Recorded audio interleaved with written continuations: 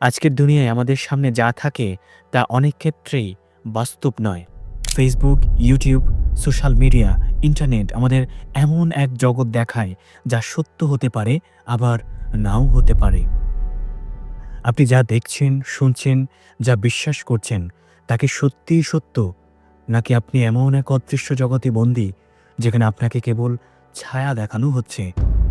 আজকের এই আলোচনায় জানব প্লেটোর গুহারূপকের গল্প, যা কেবল প্রাচীনকালের দর্শন নয় বরং আমাদের আধুনিক জীবনেরও প্রতিচ্ছবি।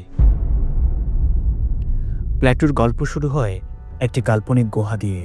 সেখানে কয়েকজন মানুষ জন্ম থেকেই বন্দী, তাদের হাত পা বাঁধা, এমনকি মাথাও বাঁধা, যাতে তারা শুধু গুহার দেয়ালের দিকে তাকিয়ে থাকতে পারে। তাদের সামনে কোনো বাস্তব জগৎ নেই, তারা যা দেখে তা কেবল ছায়া। গুহার পেছনে জ্বলছে একটি আগুন, আর এই আগুনের সামনেই বিভিন্ন বস্তুর ছায়া প্রতিফলিত হয়। এই বন্দীরা সারা জীবন ধরে শুধু এই ছায়াগুলোই দেখে। তারা ভাবে এগুলোই তাদের বাস্তবতা, কারণ তাদের কাছে আর কোনো বিকল্প ছিল না। কিন্তু একদিন তাদের একজন কোনোভাবে শিকল ভেঙে গুহা থেকে বেরিয়ে আসে। প্রথমে তার চোখ ঝলসে যায় সূর্যের আলোয়। এতদিন অন্ধকারে থাকার কারণে আলো তার কাছে ভয়ঙ্কর মনে হয়। সে পিছু হটতে চায়, কিন্তু ধীরে ধীরে সে বাইরের জগৎ দেখতে শুরু করে। সে দেখে আকাশ, গাছপালা, নদী, এক বাস্তব পৃথিবী। তখন তার মনে হয় এতদিন সে যা দেখেছে তা আসলে ছায়া ছাড়া আর কিছুই ছিল না। এই জ্ঞান নিয়ে সে ফিরে আসে গুহায় অন্য বন্দীদের জানাতে। কিন্তু সমস্যা হয় এখানেই, গুহার ভেতরের লোকেরা তার কথা বিশ্বাস করতে চায় না। তারা ভাবে সে হয়তো পাগল হয়ে গিয়েছে। আর তখনই সে বুঝতে পারে সত্য জানার থেকেও বড় চ্যালেঞ্জ হলো সেই সত্যকে অন্যদের বোঝানো। এবার আসুন, গুহার গল্পের সাথে আমাদের জীবনের কি সম্পর্ক? আপনি কি কখনো ভেবেছেন আমাদের জীবনেও কি এমন কোনো গুহা আছে? আজকের দুনিয়ায় আমাদের সামনে যা থাকে তা অনেক ক্ষেত্রেই বাস্তব নয়। Facebook, YouTube, social media, internet আমাদের এমন এক জগৎ দেখায় যা সত্য হতে পারে আবার নাও হতে পারে।